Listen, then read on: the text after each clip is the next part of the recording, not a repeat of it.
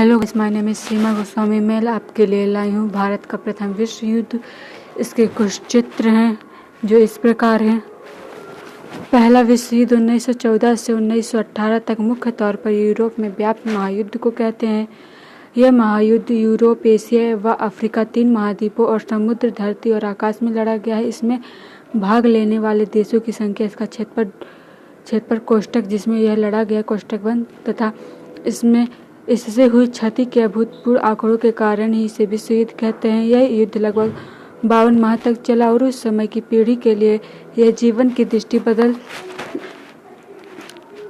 देने वाला अनुभव था। करीब आधी दुनिया इस हिंसा की चपेट में चली गई। इस दौरान अनुमानतः 1 करोड़ लोगों की जान चली गई और इससे दोगुने घायल हो गए। इसके अलावा बीमारी और कुपोषित जैसी घटनाओं से भी लाखों लोग मारे गए। युद्ध समाप्त होते होते 4 बड़े साम्राज्य रूस, जर्मनी, ऑस्ट्रिया, हंगरी और रूमानिया ढह गए। यूरोप की सीमा फिर से निर्धारित हुई और अमेरिका निश्चित तौर पर एक महाशक्ति बनकर उभरा।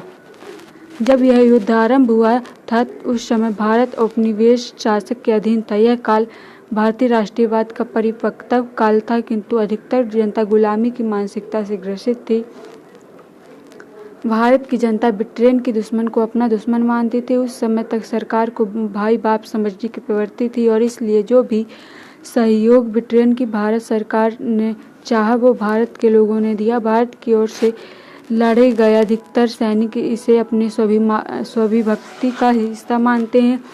जिसे भी मोर्चे पर उन्हें लड़ने के लिए भेजा गया वहाँ वो जी जान से लड़े। इस युद्ध में ओटोमन साम्राज्य के खिलाफ मेसोपोटामिया की लड़ाई से लेकर पश्चिम यूरोप, पूर्वी यूरोप के कई मोर्चे पर और मिस्र तक जाकर भारतीय जवान लड़े। कुछ 8 लाख भारतीय सैनिक इस युद्ध में लड़े, जिनमें कुल 47,786 सैनिक मारे गए और 65,000 घायल हुए। इस युद्ध के कारण भारत की अर्थव्यवस्था लगभग दिवालिया हो गई।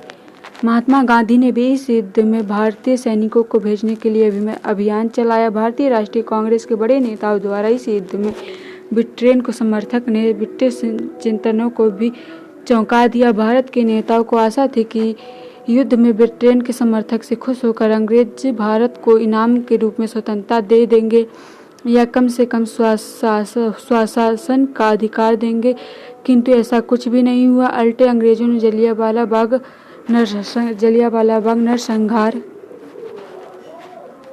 जैसे घिनौने कृत्य से भारत के मुंह पर तमाचा मारा। युद्ध के लिए गांव-गांव, शहर-शहर अभियान चलाया। लोगों ने भारी चंदा भी जुटाया। इसके साथ ही बड़ी तादाद में युवा सेना भी भर्ती हुए। सेना में अधिकतर जवान खुशी शामिल हुए, लेकिन जहां लोगों ने आनाकानी की वहां ब्रिटिश सरकार ने जोर जबरदस्ती से काम लिया।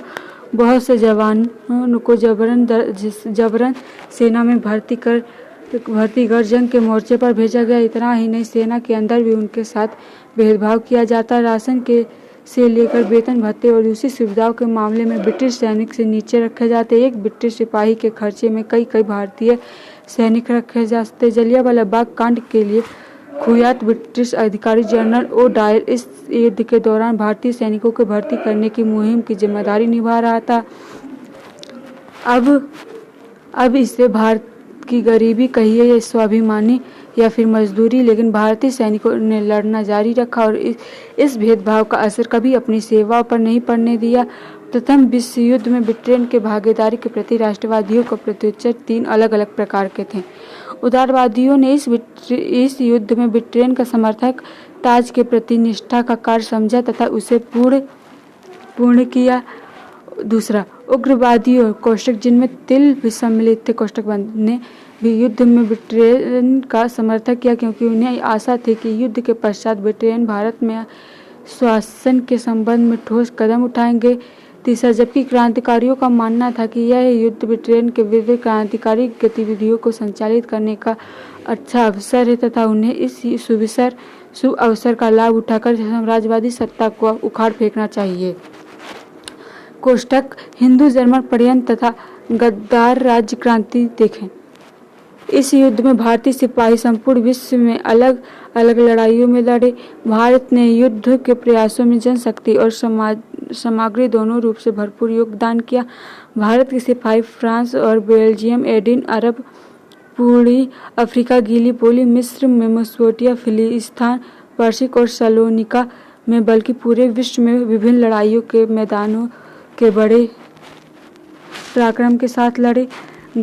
गढ़वाल राइफल्स रेजिमेंट के 2 सिपाहियों को इंग्लैंड का उच्चतम पद विक्टोरिया क्रॉस भी मिला। 1915 के आरंभ में भारतीय सैनिकों को पहले आराम दिया गया, लेकिन जल्द ही उनकी युद्ध में वापसी हुई। युद्ध के बाद ब्रिटिश सरकार ने 9200 भारतीय सैनिकों को वीरता पदों से सम्मानित किया। भारतीयों ने इस विश्व युद्ध में शहीद हुए 74,000 भारतीय सैनिकों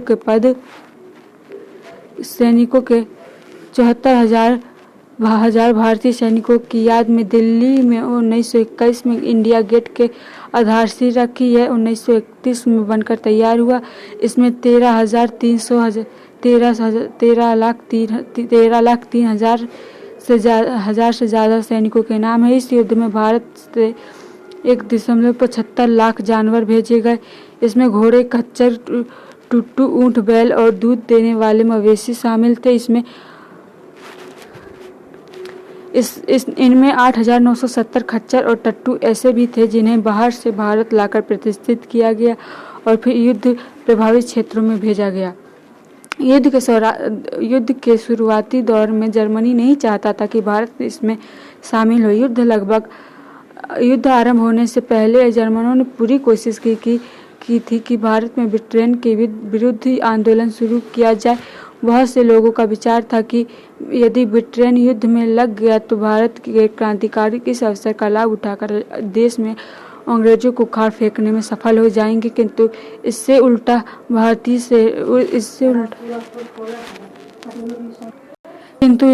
भारतीय राष्ट्रीय कांग्रेस के नेताओं का मत था स्वतंत्रता की प्राप्ति के लिए इस समय ब्रिटेन की सहायता की जानी चाहिए।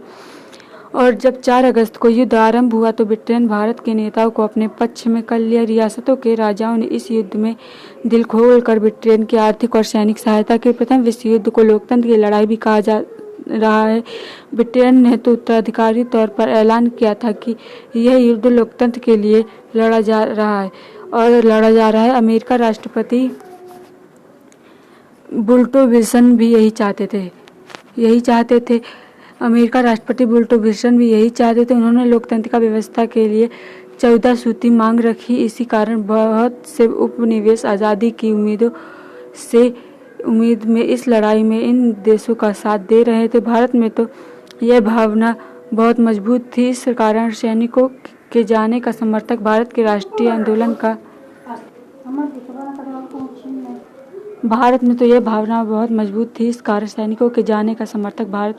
आंदोलन से जुड़े नेता भी कर रहे थे। उनको झटका तब लगा जब युद्ध खत्म होने पर ब्रिटेन ने इस बारे में बात करने से साफ पल्ला झाड़ लिया। जब रॉलेट एक्ट आया, जलियांवाला बाग नरसंहार हुआ। युद्ध के तुरंत बाद 1919